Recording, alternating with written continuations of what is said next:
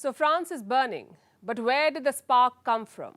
Last week's shooting was certainly the trigger, but the embers were already smoking by then. Why? Because of immigration. And try to understand this beyond the left-right binary. France's demography has changed a lot in the last decades. Today, there are 7 million immigrants in this country. That's around 10% of the population. So take 10 people and one of them will be an immigrant. Now, the concept itself is old in France. People began steadily migrating there by the 1830s. In the 20th century, it was considered the most open country in Europe, open arms, open borders. Many of these migrants came from French colonies, like Algeria, Morocco, and Tunisia. During the World Wars, France needed more manpower, so in came the migrants. But this was a colonial relationship. France was the all-conquering, civilizing power. The Arab and African migrants were just labor. It wasn't a relationship of equals. And this attitude is at the root of today's problems. Because France has never apologized for its colonial past. It hasn't accepted war crimes in North Africa, nor has it agreed to pay reparations. So in their mind, there is no problem. They say France is the land of equality, liberty, and fraternity, the temple of civil rights. Surely such a country doesn't have discrimination. Most French leaders believe this. I'll give you an example. In France, it's illegal to conduct census or surveys based on race and religion. Why? Because apparently the society is colorblind. But you see, to solve a problem, you must first acknowledge it. And France isn't doing that. By 1975, around 6% of their population was of foreign origin. They were immigrants. And that share did not change for 25 years. But in the 21st century, there was rapid growth. As I mentioned, the share is now 10%. So there was zero change from 1975 to 2000, and then a 4-point rise in the next 23 years. Where did these people come from?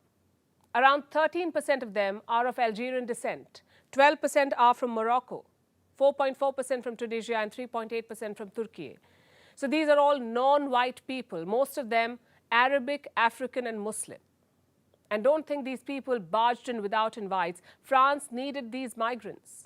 A 2022 report claimed around 400,000 jobs are vacant in the country because there is no one to work. Why do you think Macron increased the retirement age? Because there is a labor shortage. That was one of the reasons. So France needed the foreign labor, which is why millions of people migrated in the last 2 decades. Plus, you have illegal migration. Not everyone takes the legal route into France. Many sneak in and live as undocumented migrants. There were around 200,000 of them in 2014. Now there are more than 400,000. Most of them live in close-knit communities doing odd jobs. This year, France passed a new immigration law. It's centrist, just like President Macron. It makes legalization of undocumented migrants easier. At the same time, it bolsters deportations at the border. So that's how so many migrants landed up in France. The next step was assimilation, to integrate these migrants into the French society and nation, and that is where they failed. You see, there are 2 kinds of societies in the world. One where diversity is accepted and promoted. Countries like the United States and India. You can lead your life based on your culture. Then there are places where one size fits all, like France. It doesn't matter if you're an African Muslim or an Arab immigrant. You must change your culture to live in France. You must become a so-called Frenchman. Obviously, not everyone is interested. And this has led to continued alienation of immigrants. It has created a divide. Other European countries have fared better, relatively better. Germany, for instance, has around 24% immigrant population. Yet their integration has gone relatively well. So that's one part of the problem. The immigrants are not integrated in the society.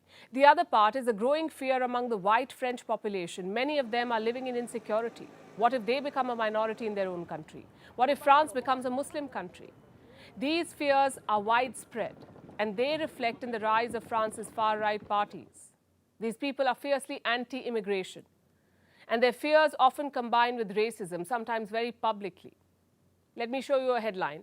In 2020, 2 top doctors, French doctors, had a brainwave. Why not test the Wuhan virus vaccine in Africa? As if the continent is their testing lab. It tells you how ingrained racism is. And this attitude reflects in French policing. Black and Arab people are 20 times more likely to be stopped by cops, 20 times more than white people. In the last 3 years, there have been 21 fatal police shootings. Most of the victims were black or Arab. What does that tell you? Systemic racism exists in France, but it is unacknowledged and hence festering. The immigrant population often lives in ghettos. Their unemployment rate is 12% compared to the national average of 7%. Remember, this is an estimate. You can't know the real numbers because race-based surveys are illegal in this country. But you know what? France cannot keep hiding behind its revolutionary values. Those were created for a white Christian country. It doesn't reflect modern-day France. And don't forget, those ideas of equality and liberty only applied to the white Frenchmen. In the colonies, none of those applied. And that attitude persists to this day. Let me also tell you something you may not know. Some countries in West Africa still pay a special tax to France. They call it the colonial tax. These countries use CFA franc as their currency. So they're required to store 50% of their reserves with a French central bank. The CFA franc is pegged to the euro. On paper, this may seem harmless and mutual. But look at the optics. Former colonies are paying their colonizer. All of these factors have created major fault lines in France. There is fear, alienation, and desperation. It's the perfect cocktail for disaster.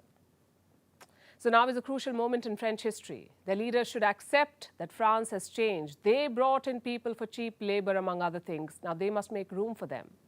If not, the cycle of violence could continue.